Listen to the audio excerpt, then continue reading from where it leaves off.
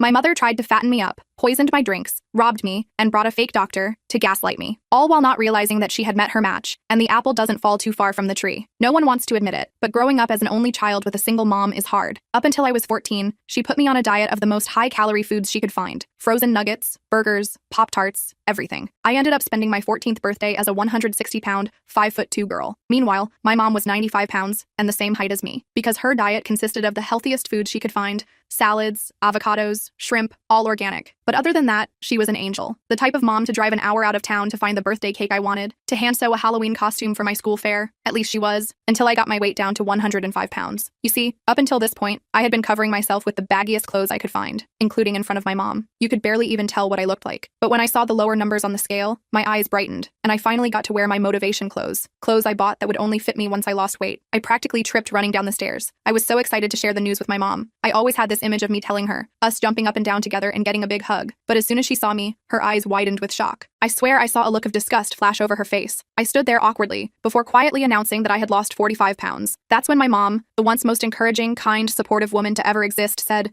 "Just don't let it get to your head," before handing me a plate of toaster waffles drowned in syrup and butter. Tears stung my eyes, and I told myself that she must be having an off day. But as the days went on, it got even worse. She started loading up my plate with double the amount of food, and when I refused to finish, she threatened to tell my school that I never did my own homework, and I had been copying my friends the whole time. But she never followed through. Nothing big really happened after that, just constant tension, silent treatment, until my 17th birthday. And since it was my first time having friends over, I asked my mom if I could have a Halloween-themed birthday party. "Yes, honey, let me make the birthday cake, I insist." It was the first time she had smiled at me in months. I really thought her reign of jealousy was finally over. I was so naive. I dressed up as Snow White, complete with a blue corset and yellow skirt. I was so excited to wear it that I put it on before everyone had arrived. I wanted to surprise my mom, to show her she had the beautiful daughter I thought she always wanted. But as I snuck into the kitchen, I saw something so shocking my heart almost grew legs and ran out of my chest. There was a huge container of powder in her hands that she was pouring directly into the batter. It was a mass gainer, the kind that adds 700 calories per scoop. I screamed. She turned around and the powder went everywhere. Her face went red. She even looked a little ashamed, but I didn't care. To me, my birthday had been ruined, but I didn't react. I just smiled and joked about how I'm glad she's helping me to fatten up. My mom thought she had raised a pushover, a girl who couldn't fight back, but she was wrong, and I was going to make sure of it. The party went ahead as planned. Mom quickly wiped up the evidence and claimed she was just adding protein to make the cake healthier. She threw together a new cake while I greeted my guests, and I made damn sure not to eat a single bite of anything she made that day. My friends were cool. We played Halloween games, took a ton of pictures, and I actually had fun despite knowing what had just happened. But every time I looked at my mom smiling and playing the perfect host, I felt sick to my stomach. That night, after everyone left, I sat in my room planning. My mom thought she had raised a pushover who couldn't fight back. She had no idea what was coming. The next morning, I went to the bathroom scale and made a big show of weighing myself while Mom was nearby.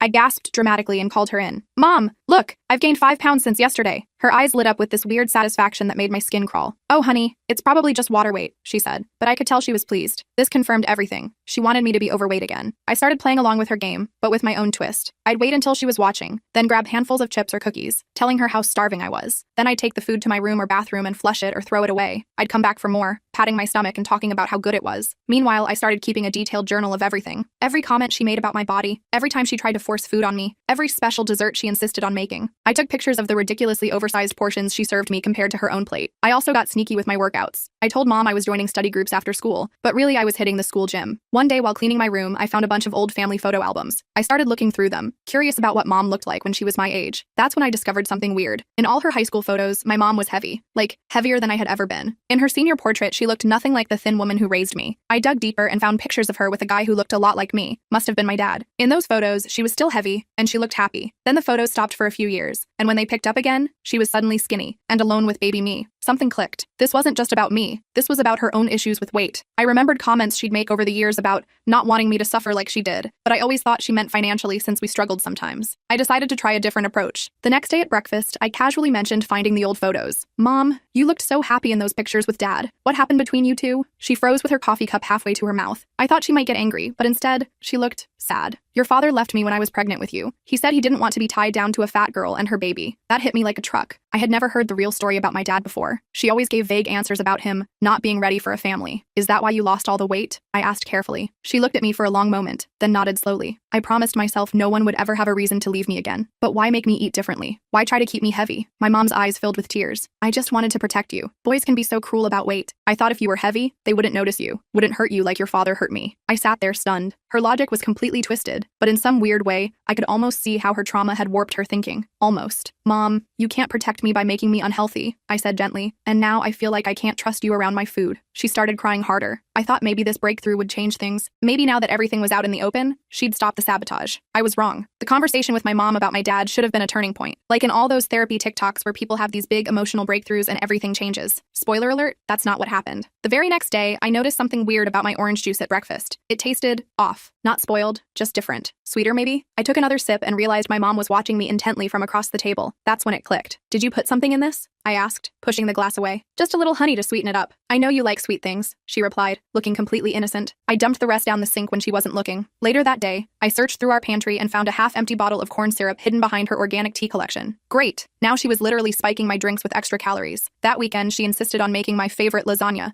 which somehow had twice as much cheese as usual. When I only took a small portion, she actually teared up. I spent hours making this special for you, she said sadly. The guilt trip was real. I felt like I was trapped in some bizarre psychological warfare. My own mother was basically trying to force feed me like some twisted version of Hansel and Gretel. Every day became a new battle around food. I needed help dealing with this mess. So I turned to Reddit, of course. I posted my situation on r/relationships and immediately got flooded with replies. Most people were horrified, calling it abuse and telling me to move out ASAP. Easy for them to say. I was still in high school with no money. But one comment from a user named Health Coach Linda really stood out. She suggested that instead of fighting my mom directly, I should try enlisting an ally, preferably a family member my mom respected who could help talk some sense into her. I thought about it for a while. The only person who might fit that description was my Aunt Trisha, my mom's older sister. They weren't super close, but my mom definitely respected her opinion. Aunt Trisha lived about 2 hours away and always sent me birthday cards with $50 checks. We weren't close, but she seemed normal enough. I found her number in my mom's address book and nervously dialed it the next day while mom was at work. When she answered, I almost hung up, but I forced myself to explain the situation. Your mother's doing what? Aunt Trisha's voice practically exploded through the phone after I finished explaining. She was silent for a moment, then said, I'm coming over this weekend. Don't tell your mom I'm coming. That Friday evening, we heard a car pull into our driveway. Mom wasn't expecting anyone, so she peeked through the curtains and her face went white. Trisha? What's she doing here? She muttered. Aunt Trisha barely waited for mom to open the door before barging in. We need to talk, Diane, she announced,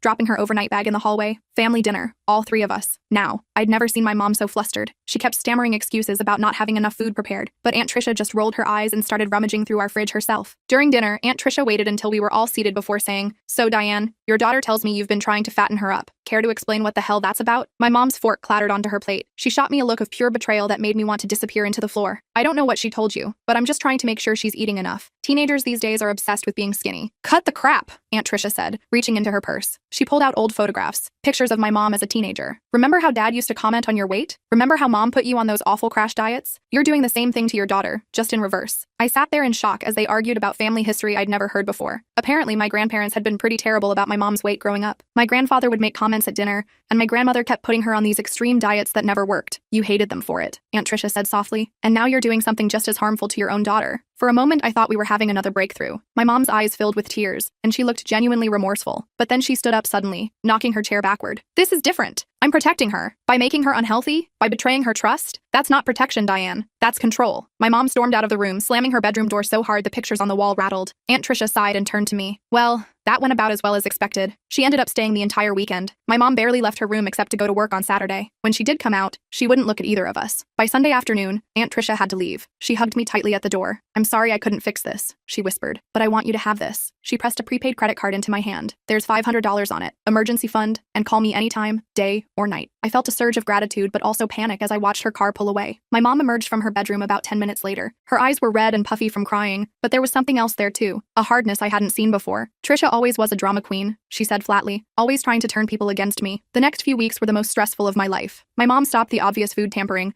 but she started something way worse, psychological warfare. She'd leave women's fitness magazines around the house, open to articles about eating disorders. She'd make comments whenever I skipped dessert, like, I hope you're not developing an unhealthy relationship with food. The gaslighting was driving me insane. I'd catch her adding butter to my portion when she thought I wasn't looking, then she'd deny it completely. You're getting paranoid, honey. Maybe we should talk to someone about that. I started keeping all my own food in a plastic bin in my closet. Protein bars, apples, nuts, stuff that wouldn't spoil. I'd pretend to eat her food, then throw it away when she wasn't looking. It felt wasteful, but I was desperate. One night I came home late from studying at the library to find Mom sitting in the kitchen with a middle-aged woman I'd never seen before. They both looked up when I walked in. Honey, this is Dr. Reynolds, Mom said sweetly. She's a nutritionist who specializes in teenage eating disorders. My stomach dropped. I don't have an eating disorder. Dr. Reynolds smiled gently. Why don't we chat for a bit? Your mother is concerned about some of your eating habits. I wanted to scream. Instead, I sat down and listened as this woman, who I later found out wasn't even a real doctor but some holistic nutrition coach my mom found online, lectured me about nourishing my body and intuitive eating, all while my mom nodded along with this concerned look on her face. After the fake doctor left, I confronted my mom. What was that about? I'm worried about you, she said with fake sincerity. You're hiding food, skipping meals. These are warning signs. The only reason I'm doing that is because you keep trying to make me fat again, I blurted out. Her expression darkened. See? This obsession with weight isn't healthy. Dr. Reynolds thinks you might need more intensive help. A chill ran down my spine. Was she threatening to send me to some kind of treatment center? Could she even do that? I didn't wait to find out. That night, I texted Aunt Tricia. Things getting worse. Mom bringing in fake doctors now. The next morning, I decided to change tactics. Fighting my mom directly wasn't working. I needed to be smarter, so I pretended to have a change of heart. Mom, I said at breakfast, pushing my cereal around. Maybe you're right. I think I have been a little obsessive about food lately. The look of triumph on her face was almost worth the lie. Almost. Oh, sweetie, I'm so glad you realized that, she said, immediately putting 2 Pop-Tarts in the toaster. We'll get through this together. For the next week, I pretended to go along with everything. I ate the massive portions she served,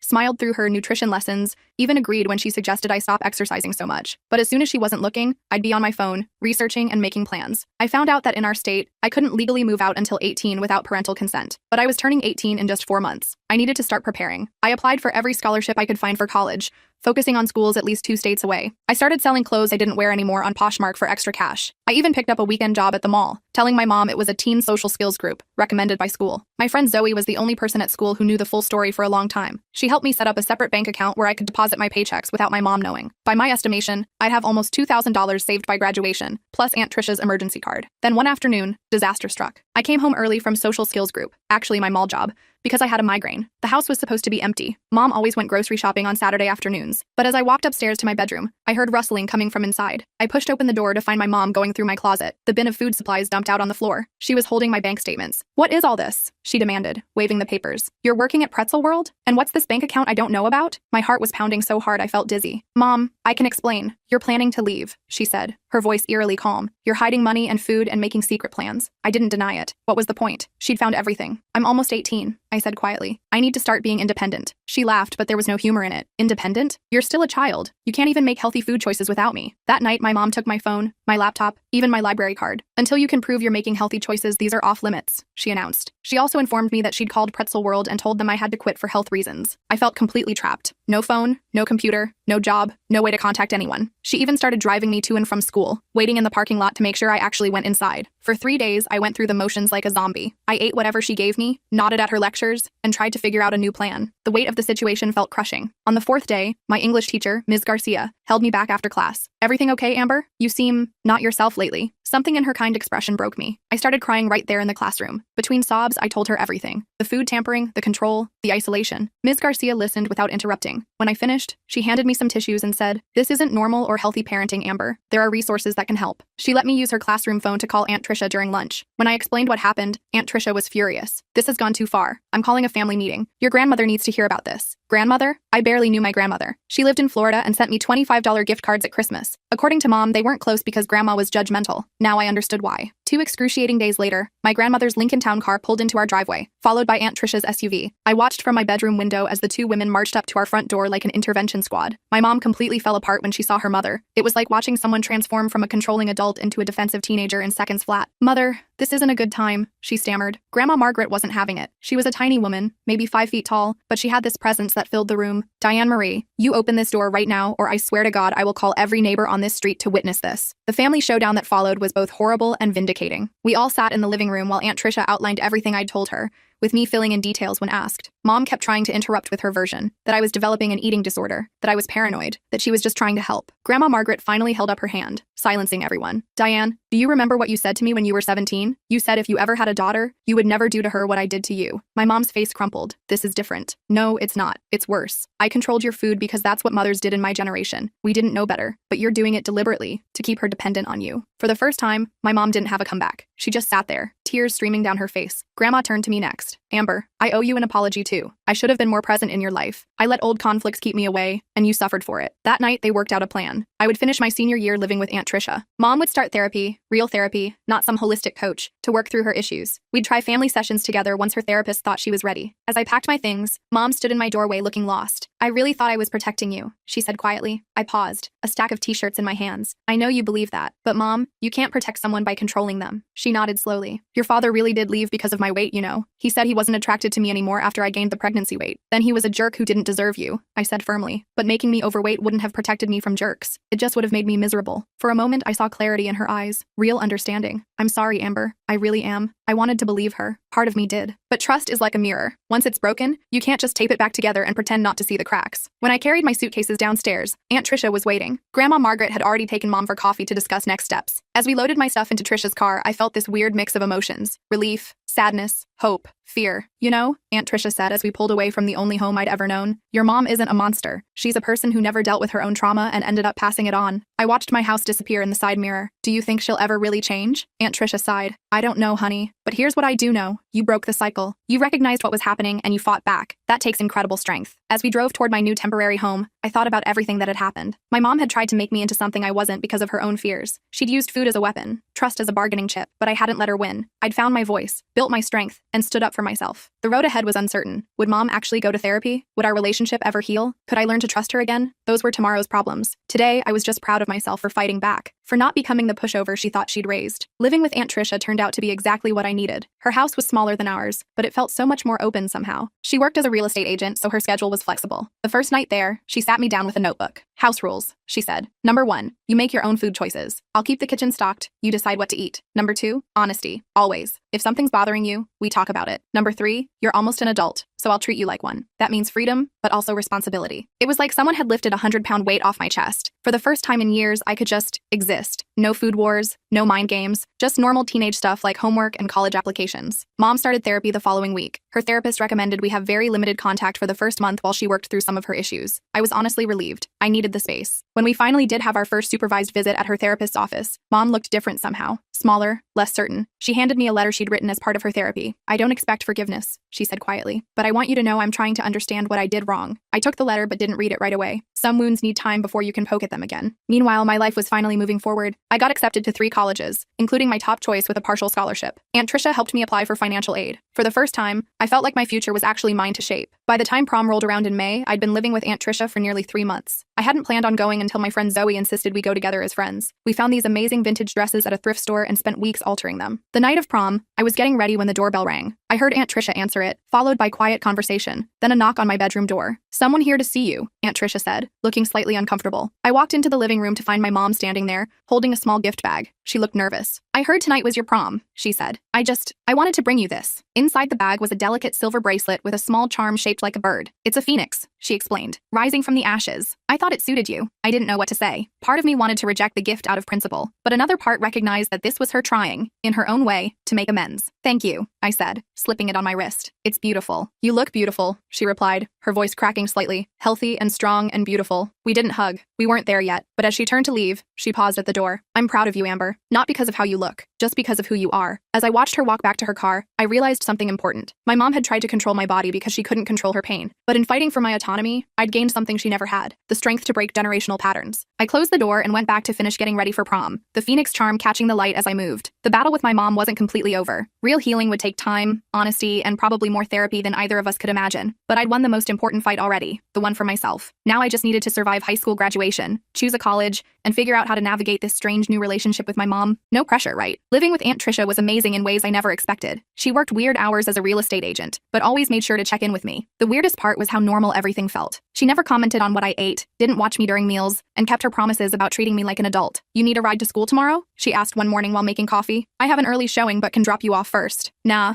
Zoe's mom is picking me up, I said, grabbing an apple from the fruit bowl, something I could do without thinking twice now. Perfect. Oh, and your mom's therapist called. They'd like to schedule another session next week if you're up for it. I hesitated. The last session had been awkward but not terrible. Mom mostly listened while I talked about how her food manipulation had affected me. She cried a lot. Yeah, I guess that's fine, I said, trying to sound casual even though my stomach instantly knotted up. Aunt Tricia must have noticed my expression. You don't have to go if you're not ready. No, it's okay. I think it's helping. I wasn't entirely sure if that was true, but I was trying. The next therapy session was different. Mom seemed calmer, less defensive. The therapist, Dr. Barnes, had us do this exercise where we took turns completing sentences like, I feel hurt when, and I need you to understand that. When it was Mom's turn, she looked directly at me and said, I feel terrified when I think about you leaving for college because I don't know who I am without being your mother. That hit me hard. In all my anger and hurt, I'd never really considered that she might be scared of losing me. Not just controlling me, but genuinely afraid of what would happen when I left. I need you to understand that I can still be your daughter without being under your control, I told her. Dr. Barnes nodded approvingly. That's exactly right, Amber. And Diane, your relationship with Amber doesn't end when she goes to college. It just changes form. After the session,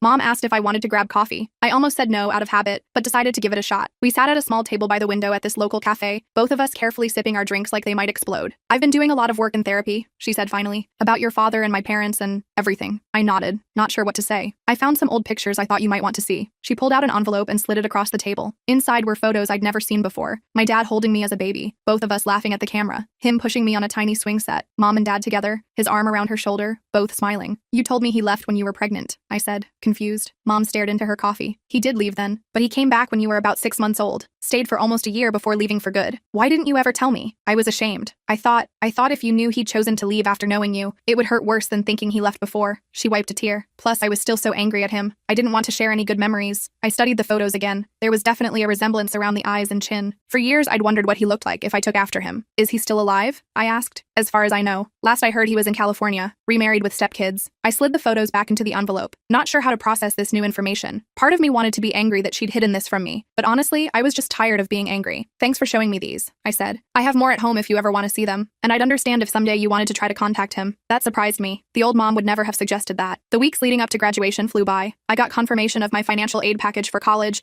I'd be attending State University about 3 hours away. Close enough to visit, but far enough for real independence. The scholarship plus financial aid would cover most costs, and I could work part-time to handle the rest. Aunt Tricia helped me shop for dorm supplies, making a whole event out of it. You need one of these shower caddies, she insisted, tossing one into our cart, and decent towels. The ones in dorms are like sandpaper. Meanwhile, things with Mom remained complicated. We had coffee every couple of weeks. Sometimes it was okay, sometimes awkward. She slipped up occasionally, making comments about my appearance or what I was eating, but would catch herself and apologize. Progress, I guess. Graduation day arrived with perfect May weather. I put on my cap and gown at Aunt Tricia's house, nervous but excited. Mom had texted asking if she could come take pictures before the ceremony. I'd said yes, despite the butterflies in my stomach. When she arrived, she was carrying a small gift bag and looking uncharacteristically nervous. You look beautiful, honey, she said, and for once, it didn't sound loaded with hidden meaning. Thanks, Mom. I got you something. It's not much, but she handed me the bag. Inside was a leather-bound journal with my initials embossed on the cover. The first page had a handwritten note. For new beginnings and your own story. Love, Mom. I blinked back tears. It's perfect. Thank you. We took some photos in Aunt Tricia's backyard. Mom, Aunt Tricia, and me. Then just Mom and me. Then some silly ones where Aunt Tricia made us do poses like we were superheroes. At the ceremony, they sat together. It was weird seeing them side by side, but nice too. When they called my name to get my diploma, I heard both of them cheering. Afterward, we went out for a celebratory dinner at my favorite restaurant. No comments from Mom about carbs or portions or anything food-related. Just normal conversation about college plans and my friends' summer jobs. It felt almost normal. As we were finishing dessert, which Mom didn't pressure me to eat or avoid, she cleared her throat nervously. I've been talking with my therapist about what happens when you go to college, she said, and I wanted to run something by you. I tensed slightly, waiting for the control to resurface. I was thinking maybe I could come visit campus sometimes. Maybe once a month, we could have lunch or something. She rushed to add, only if you want, of course, and I'd always call first. I considered this. Monthly visits seemed reasonable. That might work. Let me get settled first though, okay? She nodded, looking relieved. Of course. And maybe you could come home for some weekends? When you want to? I mean, maybe, I said, not committing but not refusing either. Aunt Tricia jumped in. And my house is always open too. Anytime you need a break or just want to visit. I smiled, genuinely touched. Thanks, both of you. That summer passed in a blur of preparation. I worked at a local coffee shop to save up extra money, spent time with Zoe and my other friends, started running in the mornings, not to lose weight but because I actually enjoyed how it made me feel. Mom invited me over for dinner a few times. Her house, my old house, felt smaller somehow. She'd redecorated my old room, turning it into a home office but keeping some of my childhood stuff displayed on shelves. It wasn't as weird as I expected. One evening in late July, she asked if I could help her clean out the attic before I left for school. I agreed, curious about what we might find. The attic was dusty and hot despite the portable fan we set up. We started sorting through old boxes, Christmas decorations, winter clothes, random household items she'd forgotten about. Then I found a box labeled Diane High School. Inside were yearbooks, photos, and notebooks. I opened a yearbook from her senior year, finding her photo easily. She looked so different. Heavier, yes, but also sadder somehow. Nothing like the confident, thin woman who raised me. You can look through those if you want, she said, noticing what I'd found. Though I warn you, the fashion was terrible. I flipped through pages, finding pictures of her in band uniform, at prom with a guy who wasn't my dad, standing with friends by a locker. Normal teenage stuff. Were you happy in high school? I asked. She sat down next to me, fanning herself with an old magazine. Sometimes, not often. Kids were cruel about my weight, and Dad was worse. Grandpa? Yeah, he'd make these comments at dinner, joke about how I'd never find a husband if I didn't slim down. She shook her head. Mom would try these crazy diets on me. Grapefruit for breakfast, lunch, and dinner one week. Cabbage soup the next. That sounds awful. It was. I promised myself when I had kids, I'd never do that. She gave a bitter laugh. Instead, I did the opposite. Kept you heavy so boys wouldn't notice you. So stupid. Why didn't you ever tell me all this? Pride, I guess. And shame. She pulled out another photo album. Here's your dad, when we first met. The picture showed a younger version of the man from the other photos. Tall, kind of lanky, with my same dark hair. He liked that I was curvy when we met, she said softly. Said it was more to love. Then after I got pregnant, he changed his tune. Started comparing me to thinner women. I studied the photos, trying to reconcile this information with the anger I'd felt toward my mom for so long. It didn't excuse what she'd done, but it helped me understand it a little better. I really am sorry, Amber, she said, closing the album. I know I've said it before,